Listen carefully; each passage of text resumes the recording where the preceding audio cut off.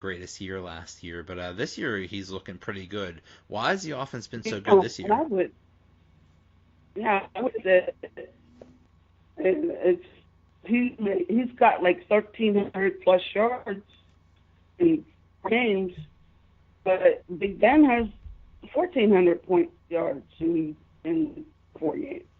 Yeah, I mean, it just seems like both offenses are doing very well, and it's just it could be a shootout. Yeah, and both teams are going to be desperate. They only have one win, so how do you see this? Well, ours is a hard one because we're in a division that's so tough. They all win games. We don't have any one sitting at the bottom, except for the Falcons right now. But they all win games. And the Falcons lose for games. I don't think that they will be making the playoffs. Yeah, The Panthers and Carolina are going to lose more than 5 games. yeah. I think the assumption was that at least Tampa would be bad, and they've been really good. So it's like, yeah, you're not catching any breaks, and this bad start might hurt, might doom the whole team. But yeah, what do you? Not much you could do when you have injuries. You just do your best. But usually when things like this happen, that you're so bad defensively or whatever, they make adjustments somehow to try to be better. So you got to think at least with Well, both they teams. put in DeMonte Ozzie in for for Keanu Neal, and he's pretty good at the safety part. He's not as versatile Hmm. as Keanu Neal was. Another big factor is you might be getting Devontae Freeman back. How important is he Yeah, to the offense? I think that they played better without him. Oh yeah. Doug Coleman, Doug Coleman plays better without him, and Joe Smith is coming into him. But it'll be interesting to see.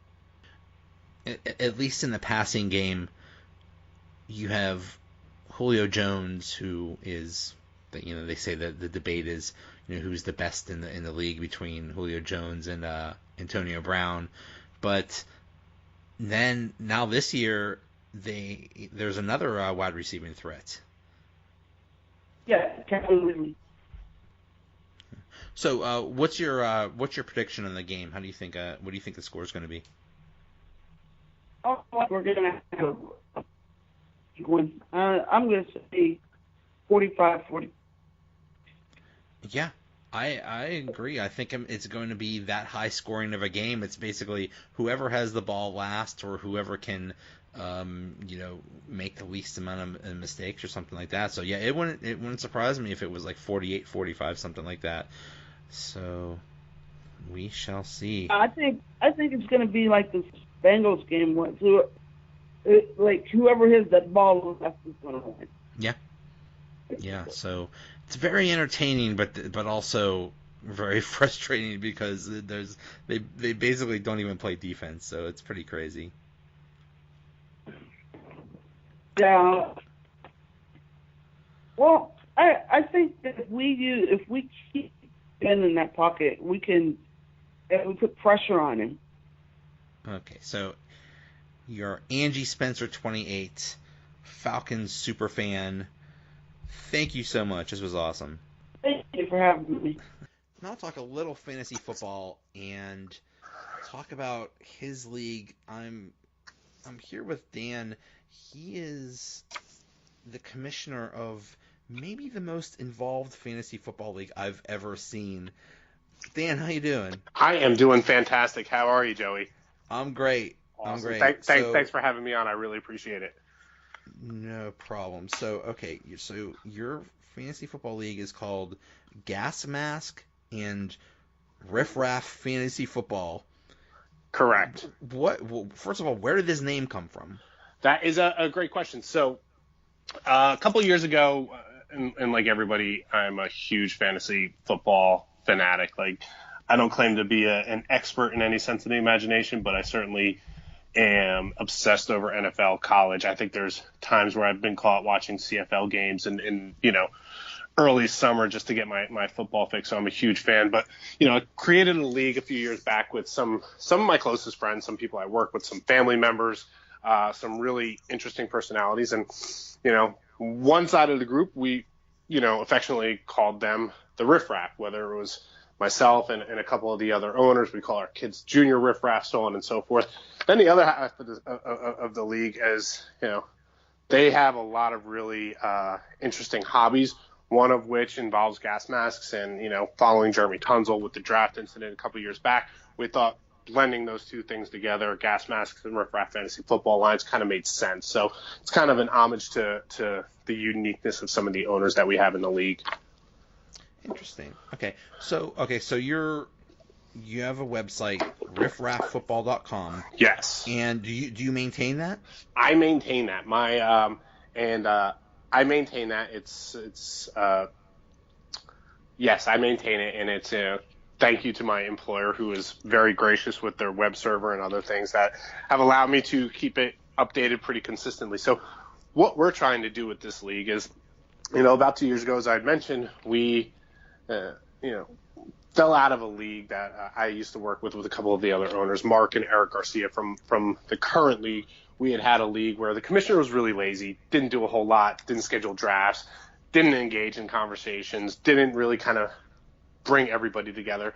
So the three of us were talking. Then, of course, there was an incident of collusion in a semifinal game. It didn't cost me any money. I was one of the semifinalists, but Eric Garcia actually cost him a championship, about $500.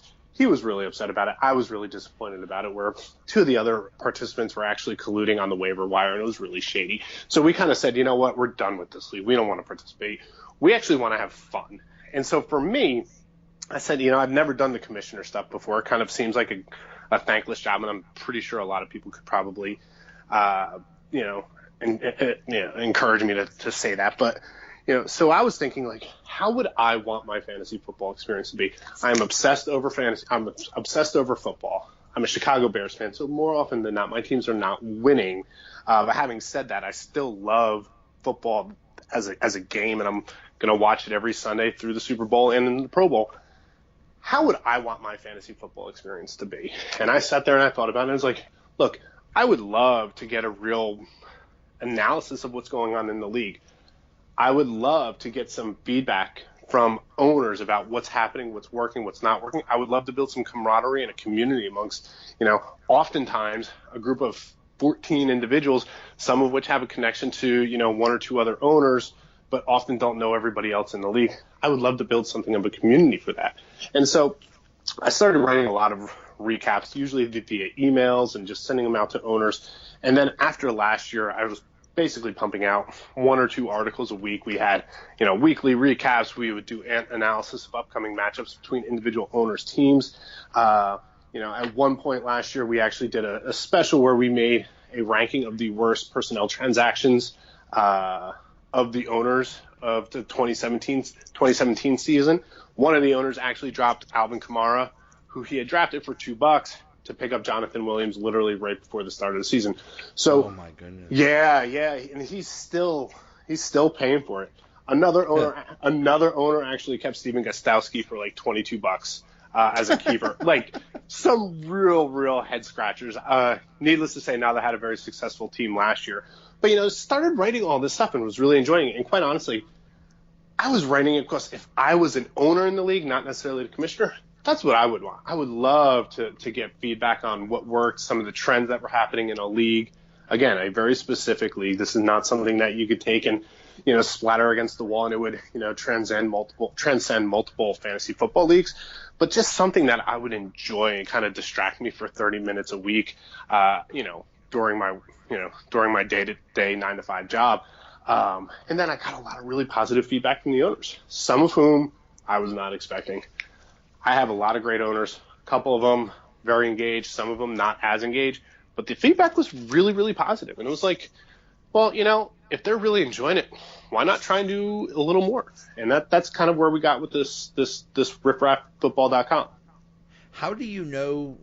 Do you know any of these people? Have you met any of them, or is this all online? Oh, I know them all. So I've got 13 different other owners in the league. It's a 14-team league. Again, it's only 3 years in existence. A lot of really unique features to it, but 3 of the guys I've been best friends with since I was in high school. One of which I was best friends with since he had a rat tail.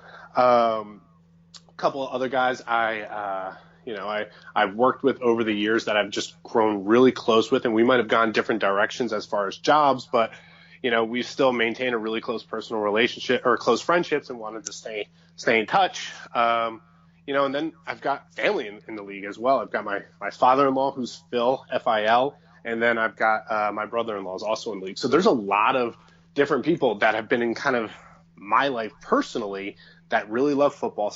Their skill sets as far as how good they are at fantasy football varies, pretty widely. I mean, one guy did drop Alvin Kamara for Jonathan Williams. Another guy kept Stephen Gostkowski. But on the other side, there are guys that have been picking up Alvin Kamara in trades last year for keeper status this year, and that's why Eric Garcia, for example, has such a loaded roster, which we can certainly talk about, but not necessarily.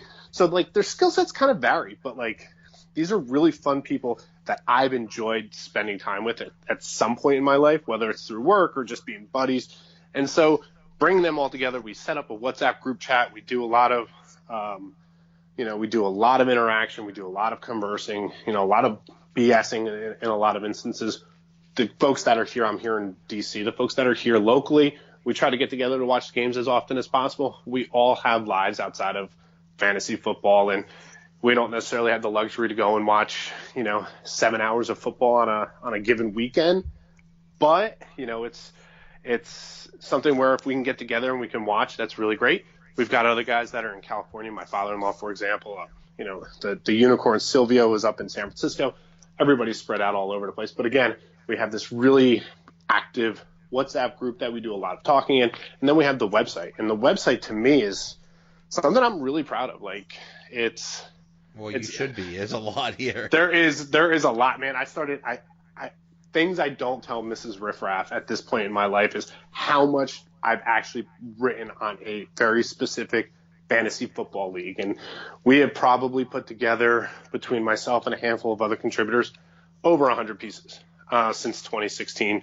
You can tell that as we get more and more involved. But in 2018, we are writing 4 different columns a week. I have weekly recaps on Tuesday. We have a column called Riff Raff Ramblings from a guy I call the Sausage King of Vienna, Virginia, who's writing a weekly column just talking about some of the trends, whether it's in the social media, the WhatsApp group, the transactions, so on and so forth.